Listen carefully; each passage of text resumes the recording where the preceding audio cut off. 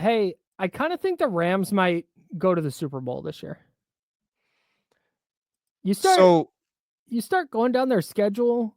They lost to the Eagles because of a blocked field goal returned for a touchdown, and they lost to the 49ers in a admittedly very weird game where they like missed an extra point and fumbled at the goal line and had a bad play call on 4th and 1 in overtime.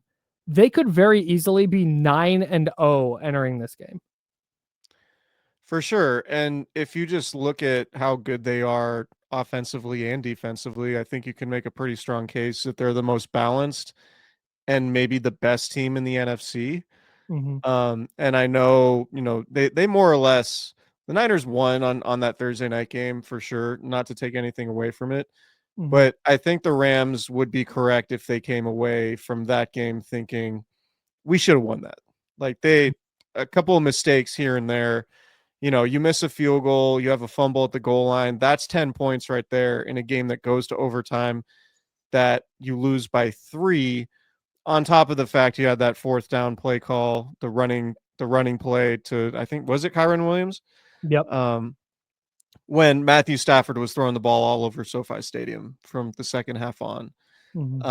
So yeah, like it wouldn't surprise me at all. And it might pain the 49ers for me to say this, and maybe 49ers fans, I don't know if fans care about who plays in the Super Bowl, if it's not the 49ers or not, but sure, it might be that the Rams are at Levi's Stadium playing whoever comes out of the AFC. Like, it wouldn't surprise me at all. You look through just like the NFC at the top feels really flawed, but the Rams are legit one of the best offenses and one of the best defenses in the conference. Yeah. And they're the only team that it really feels like has been that consistent on both sides of the ball throughout the majority of the season. Yeah, they've been really, really good. And I think the question all year was whether Matt Stafford could stay healthy. And not only is he staying healthy, but he's playing at an MVP level. And when Matt Stafford is playing at that level with Sean McVay, with what looks to be one of the best defenses in the sport, you get a recipe for a really good team. And all of that said, I have not a lot of confidence if I predict that the Rams are going to beat the 49ers on Sunday. Because apparently it just doesn't matter. Like it doesn't matter when these two teams match up. So that's going to be an interesting thing to keep an eye on, is whether the Rams come into this game pissed off because they lost to the Niners last time and feel like they want to show everybody that they're 30 points better, or do the 49ers just play another good game against the Rams and the Rams make a couple mistakes and we're sitting on the post-game pod talking about another 49ers win and the Niners going to 4-0 in the division, which I think is on the table. I just don't know. Here's as we dig into some stats here, here's my number one concern. We're just talking about Matt Stafford. So the 49ers had Fred Warner in that game that they played in SoFi Stadium in week 5. Matthew Stafford, when kept clean, was 22 of 34 for 260 yards and 3 touchdowns. When he was under pressure, he was 8 of 13 for 129 yards. When the 49ers blitzed him, they did so 8 times, according to Pro Football Focus.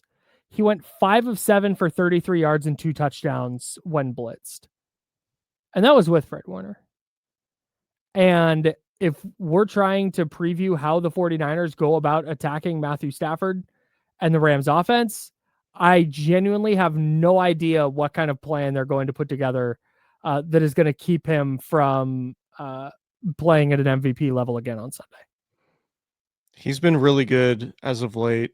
And I mean, he's been really good all season. And kind of the amazing thing is, like, we went into the year being like, not sure about the Rams because Matt Stafford's missing so much training camp time and we don't know what's up with his back. And it feels like if he sneezes wrong, he could miss a month with a back injury. And he's, maybe he should have retired a couple years ago after winning the Super Bowl because, he's dealt with so many crazy injuries throughout his career, blah, blah, blah, blah, blah. And it's like, no, he's fine. We haven't heard a thing about his back since the season started. He's been playing at a super high level. He's throwing no-look passes all over the place. We'll see about Puka Nacua. I know he's got a rib injury, I believe it is, but it sounds like he's trending towards playing. And I think this is just this game is sort of emblematic of the conversation we've been having about the 49ers since Fred Warner and Nick Bosa went out, in that the Niners probably have to just outscore them if they're going to win. Whether it's Brock Purdy or Mac Jones, this seems like a 35-28 type game, at least on paper. And the Rams defense is so good that it's really hard to feel confident that this iteration of the 49ers can do that. That being said, they should be healthier than they were going into that Rams game, week 5. They have George Kittle back. You have Kendrick Bourne and Jawan Jennings. I believe Jennings missed that game. Yeah, that was the big Kendrick Bourne game. Yeah, that was a big. Kendrick Bourne had 180 yards in that game. Jennings was out. Pearsall was out. You still don't have Pearsall, but it just feels like for Kyle Shanahan to win this game, it feels like that would be just a pretty incredible coaching accomplishment given the state of the roster. Also, and not to be like super Debbie Downer on this, I'm just not feeling great about this game, but the 49ers haven't won back-to-back games since weeks 2 and 3. Correct. They started out 3-0 and they've gone back and forth. They haven't lost consecutive games yet, but it just kind of feels like that, at least on paper. And again, on paper, this seems like a super lopsided game. The only thing that you really can feel good about, I think, if you're a 49ers fan, is like, well, they're 3.5 point favorites this week. They were 7 or 8 point favorites in week 5, and they wound up winning that game. So I don't think it's a completely unwinnable game for the 49ers. I think Kyle Shanahan, to a certain extent, has an edge over Sean McVay in their head-to-head matchups. I just think the Rams are so good, and the 49ers have been so banged up with injuries. Even if Brock Purdy comes back, I just have a really hard time thinking the 49ers are going to come out and win on Sunday. And I could very much be wrong. Like Totally. I've been wrong before. It's just hard for me to look at the Niners season, the Rams season, and be like, yeah, this 49ers team is going to win both of its games against the Rams this year. That just seems like a stretch to me. Yeah, man, I'm with you. But again, it's on the table with the 49ers and the Rams more than it would be for me if this was the Lions. Like I'd feel way worse going in against the Lions than I do against the Rams. Did you know Matthew Stafford in the last 5 weeks has 17 touchdowns and no picks? I did not. That's crazy. That's insane. So in the last 2 weeks, 9 touchdowns, no interceptions. He's ridiculous right now. But anyways, aside from that, he's 21 touchdowns and 2 picks on the whole season. Yeah. And he threw his 2 interceptions in back-to-back weeks. So it was weeks 2 and 3. It's also the last time they lost. It's also the last time, or not the last time they lost. It's also the last time the 49ers won back-to-back games. So, yeah, man, I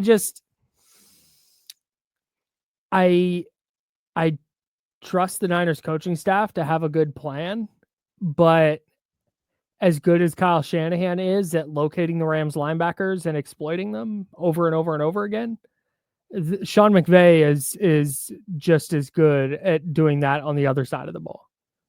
And I think the 49ers injury situation right now, their inability to rush the passer is a huge problem. Their inability to sack the quarterback is a huge problem.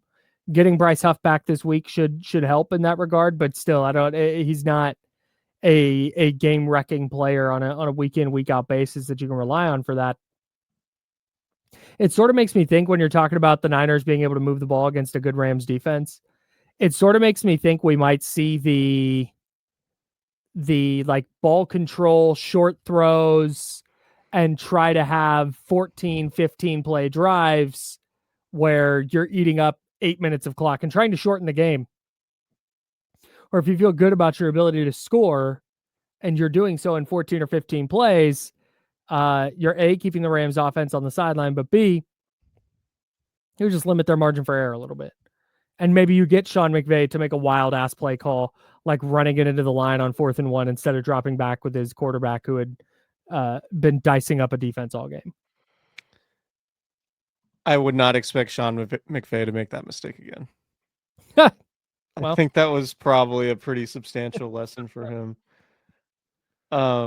Yeah, just like I don't want to go through all the stats because reading off stats isn't always the best podcasting, but like if you just go through the Rams defensive numbers, they're like top 5 in everything. They're top 5 in pressure rate, they're top 5 in EPA against the pass, top 5 in EPA against the run.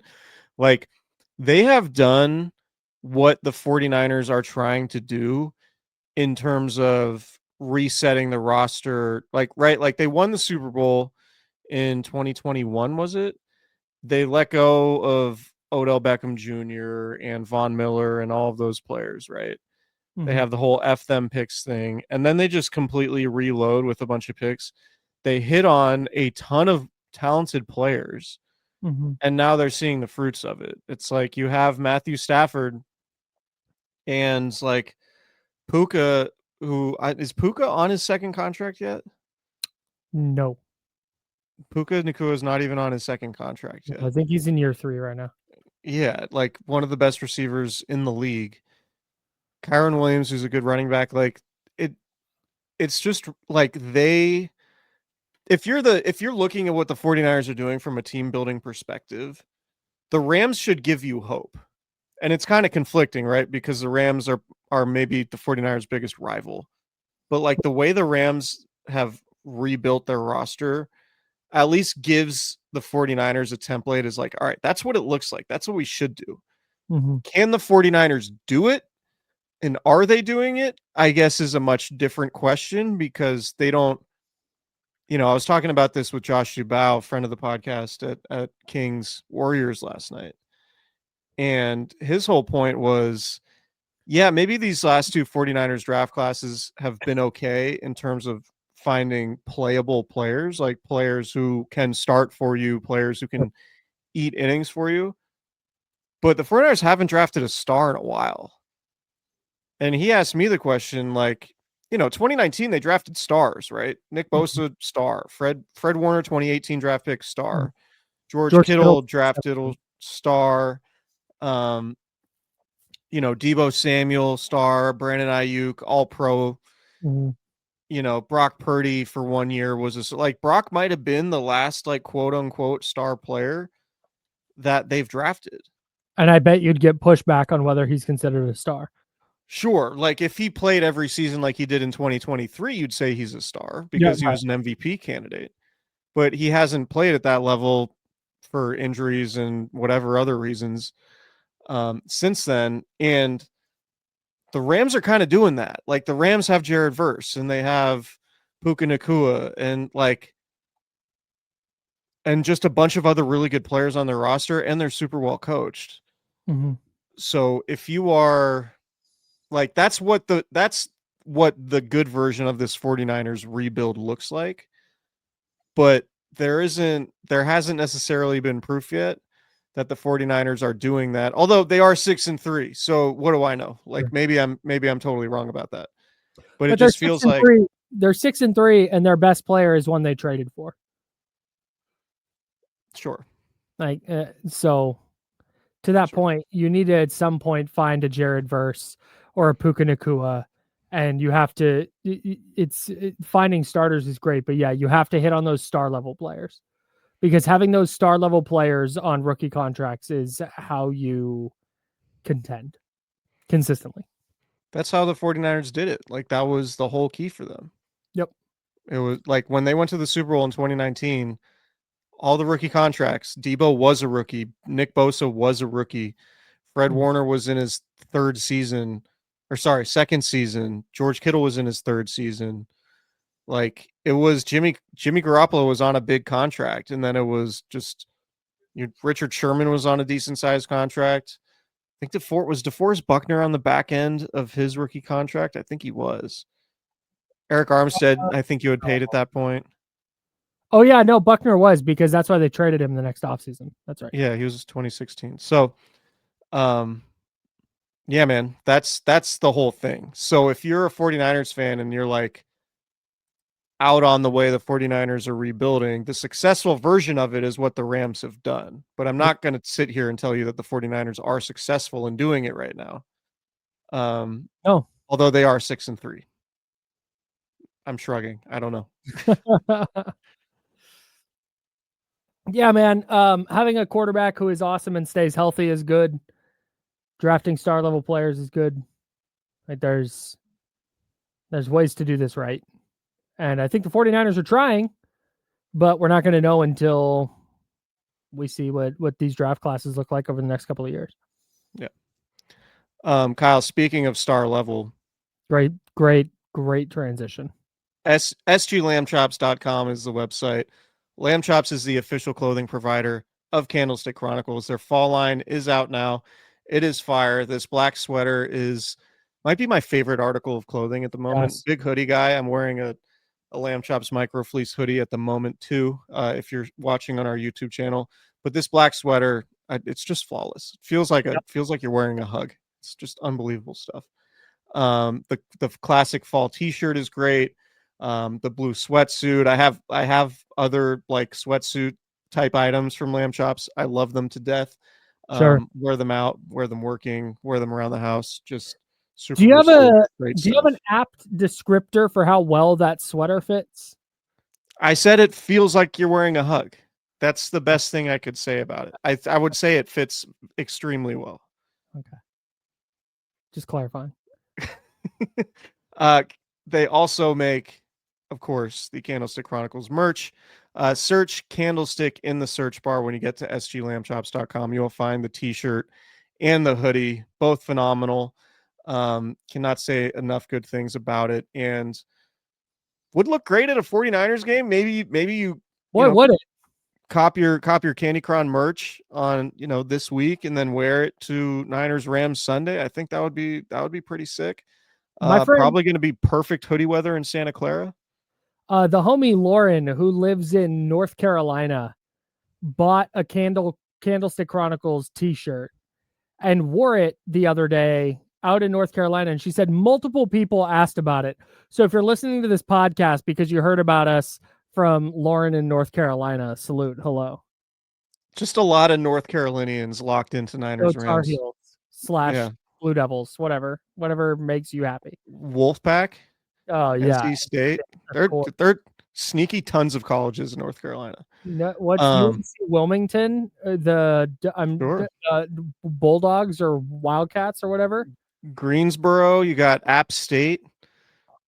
A lot. Just a lot of. So shout out to everyone over in North Carolina.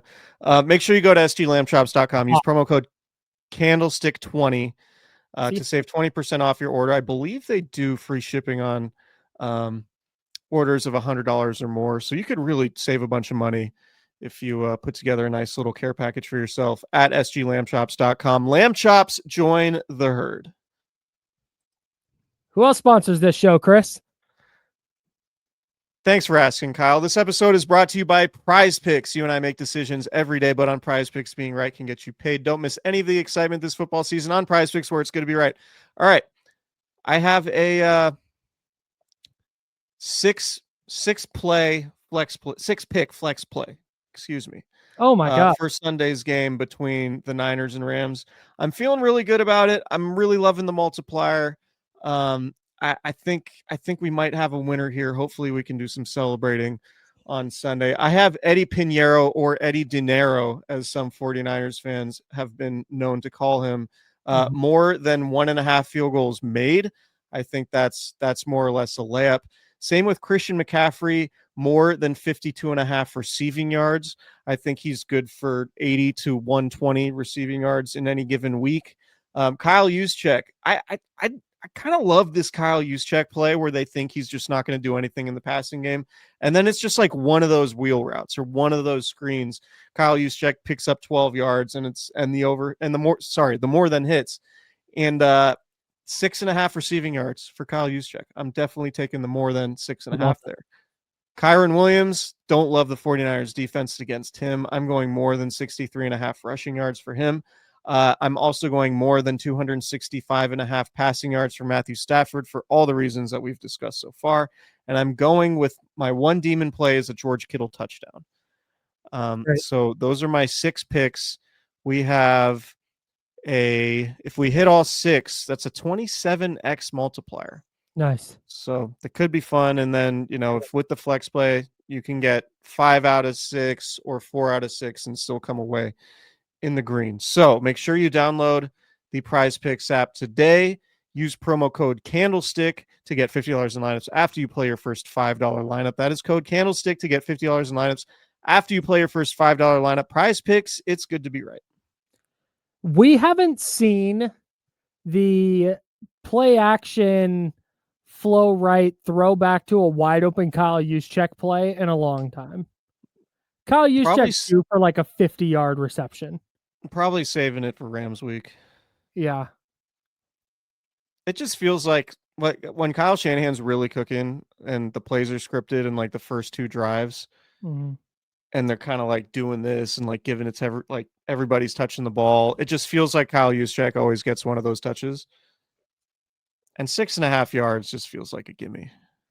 Yeah, because even a little check down could go for 7 or 8. Yeah, even a screen, overloaded blitz on the right side. Send them, you know what I'm talking about. Yeah, totally.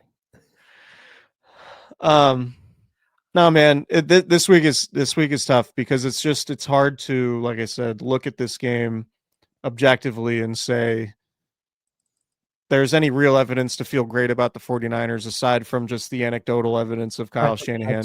I don't even, are the vibes good? No, I just mean the vibes on Niners Rams, because the Niners have owned that series over the last 5 years. So we're recording this Thursday afternoon. I do not believe the latest injury report came out. I have no feel for whether or not Brock Purdy's going to play. It looks like Mac Jones spoke to reporters at the podium this week, which would indicate, or at least today, which would indicate that he is maybe trending towards playing again. I don't know. Does the 49ers playing Mac Jones or Brock Purdy change how you feel going into this game very much? Nah, not really. Yeah. It's not going to until I know Brock Purdy is healthy and able to move around and be Brock Purdy. Honestly. Here's in the same boat. I have 2 things on this. One, Clayton Holloway from NFL Network just tweeted out that Kyle Shanahan said on KMBR that Brock Purdy's closer to returning. They'll make a decision tomorrow afternoon whether or not he'll suit up against the Rams. Asked if he's confident Brock Purdy will return this season. Quote, yeah, pretty confident we will see him this year. I think I actually feel better with Mac Jones starting right now, though, because if Mac Jones is going to do nothing else, he's just going to execute the offense. And I trust Kyle Shanahan to have a really good plan against LA. Can we go back to that report that you mentioned real quick? Mm-hmm. She said that Kyle Shanahan said that Brock Purdy could suit up. Yeah. That's not a quote. They just said they'll make a decision tomorrow afternoon whether or not Brock Purdy will suit up Sunday versus the Rams. Because there is a scenario, too, where Brock Purdy is in uniform, maybe even as like the emergent. Like there's a scenario where Purdy is in uniform but not starting. Mm-hmm. So I don't know. I just want to be clear about that. Like when Shanahan says like, oh yeah, he might be available, that's different than, oh yeah, he's starting. I don't know. Like it's tricky because I think the 49ers offense has such a higher ceiling with a healthy Brock Purdy, but it feels pretty clear that they're not confident, at least right now, that they're going to have a healthy Brock Purdy anytime soon. Yeah, right. But I mean, that's just kind of what it comes down to. So yeah, I think I'm with you. Like I would rather play Mac Jones until you know that you're going to have a healthy Brock Purdy, because you can't have what happened in the Jacksonville game happen again. Right. That'd be a disaster. I mean, it feels like there have been 20 disastrous scenarios that have taken place this season, particularly dealing with injuries, more so than wins and losses. Having Brock Purdy like aggravate the toe injury a third time, or I guess aggravated a second time, hurt it a third time, would just be beyond frustrating, I think. Yeah. And I think they're probably trying to avoid a scenario where he needs surgery and has to sit out for 3 months. Right. It wouldn't surprise me if he had surgery regardless. Yeah. Same. This is if the Niners do lose this week and go to 6-4, there's a very real chance that it's their last loss for a while. Because they play the Rams this week, and let's just say they lose. Then you get the Cardinals in Arizona, you're home against Carolina, and then you're at Cleveland. Then you get your bye and you face the Titans. Coming off your bye week, you get the Titans at Levi Stadium. And that's a stretch of schedule where, man, 4-0 would very much be on the table. That gets you to 10-4 with 3 games left against Indy, Chicago, and Seattle, where if you win one, you probably cement your playoff spot. And if you happen to win this week, if they sneak out another win against the Rams, you are in really prime territory to not only punch your playoff ticket shortly after the bye week, but I think you'd be in really good position to win the division. Yeah, I don't want to overlook. I mean, Kyle, look, you're right. We you know what? That's know my fault. That's on me. Week to week. You're right. No, Yeah. but we know the 49ers are like listening, huddled around like a fireside chat, a la right. FDR. Right. Like, oh man, they think we're gonna beat Carolina, but like, why are they worried about Carolina? I do, like, given the injury situation, I do think at Arizona, home to Carolina, at Cleveland looks a lot more difficult on the schedule right now. Like, the Niners, it never feels like they just handle business when they go to Cleveland. Even in 2023, like, they should have beat up on the Browns and they didn't. And I know there were like injuries. Ronnie Manziel one year. Yeah, like it just, and you had, obviously our guy Jake Moody missed a field goal, a game-winning field goal in Cleveland in 2023 too. But I have the practice participation report. What do we got? D. Winters did not participate. Don't love that. After being limited yesterday. Trent Williams. Wait, hold on. Are you saying we might have had an aggravated injury during practice? A key 49ers player? That's what I'm saying. Hang on. Great. I would also like to welcome Keon White to the San Francisco 49ers because Keon White showed up on the practice report today with a groin injury and he was limited. Welcome to the team, Keon White. You are officially stamped as a 49er. Brock Purdy still limited. Ricky Pearsall did not participate. Alfred Collins did not practice with a hip injury. He was not on the report yesterday. And Kalia Davis is now dealing with an ankle injury. He was limited after not being on the report yesterday. So for those of you keeping track at home, that is 3 players who were not on the practice report yesterday who are on the practice report today. Wait, Alfred Collins, D. Winters, D. Winters White was limited yesterday. Oh, okay. So just 3 then. Yeah. Little setback city. So the Niners are the San Francisco setback 49ers. Roasted them, dude. You might be hearing brutal, from a lawyer for that one. It's brutal. Like, I don't know. I'm very much not the fire the training staff. I don't even think it's a training staff. I think it's been the same team doctor the entire time Kyle Shanahan's been there. And, maybe the guy is a phenomenal doctor. Maybe he went to, Harvard medical school or somewhere in the Ivy League. And maybe he's just like a genius, a savant physician. Doubt it. But at some point, you got to look at the results and say, maybe we should make a change. If he's a savant physician, then get a dipshit in there and see if that works. I just think you got to make a change because the results haven't been there. And I'm not, I don't like, I'm not they're not stretching enough. They blah, blah, blah. Like, no, it's just just do something else. Right. Like, even if it's not, do something else. Even if this sounds so dumb. Hang on, I have one more joke to make. They should just go to the RFK Reddit and find someone from there. Sure. And they got it. Like, let them handle it for a minute. See if it works.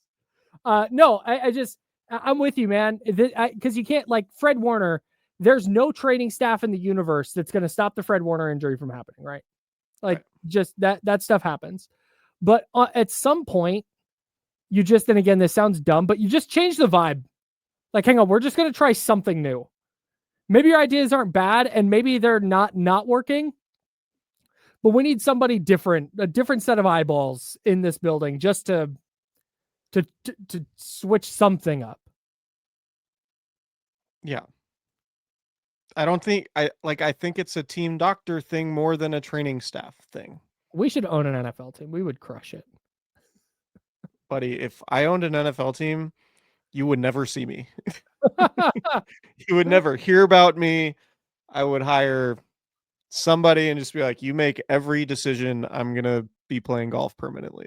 I would be so cool. I'd be the coolest owner because I wouldn't even go to the stage when they did the Super Bowl stuff. You would not hand the trophy to me. No, I'd give it to the head coach or the quarterback or I don't need to be on stage. No. Joan from payroll. I'd have her do it. You'd see me on this podcast. I could own the Jacksonville Jaguars. I'd still be cranking out Niner pods. The Tom Brady school of conflicts of interest. Yeah, totally. Except I'm not in team facilities doing interviews and stuff. I'm just talking shit. Yeah. I don't know. I'm going to pick the Rams this week. I just have a really hard time with all the injuries. The sustainability models just have been teetering all year. Like you've been crunching those numbers. The sustainability models have just been like full throttle to the red all season. And this feels like it could be like one of those Houston Texans type games. I don't know. But I also would not at all be surprised if I was wrong and Kyle Shanahan pulled the magic out of his ass again and beat the Rams because he's done it a lot. I just think the Rams are a machine, and I think we might come out of this weekend being like, oh yeah, the Rams are very clearly the best team in the NFC. Yeah. That's what I would predict. I'm predicting a Rams win by multiple touchdowns, but I would not be surprised at all if the 49ers figured out a way to win, because how many times have they done it now? Yeah. This is the least optimistic I've ever been about a 6-3 team. Yeah, I agree with that. Yeah, they're just like, yeah, all right, they keep winning, but I don't see enough patterns to be like, oh yeah, this is why they're going to keep winning. If they do, it's just because like, oh yeah, they just kind of piece something else together. Right. Just kind of where we're at. Their wins at Seattle with Brock Purdy, obviously an impressive win, even in hindsight. At New Orleans, not super impressive. Beat the Cardinals, not super impressive. Beat the Rams, great win. Mm-hmm. Think it's a little fluky. Beat the Falcons, not impressive. Beat the Giants, not impressive. Right. So yeah, they're a middle tier NFL team. This is what it is. Maybe they'll get lucky in the lottery and land the number 1 pick. Fingers crossed. All right. We will have a live show after afterwards. Man, we got Kings Timberwolves late Sunday night. We're gonna have to get in and get out of that live show.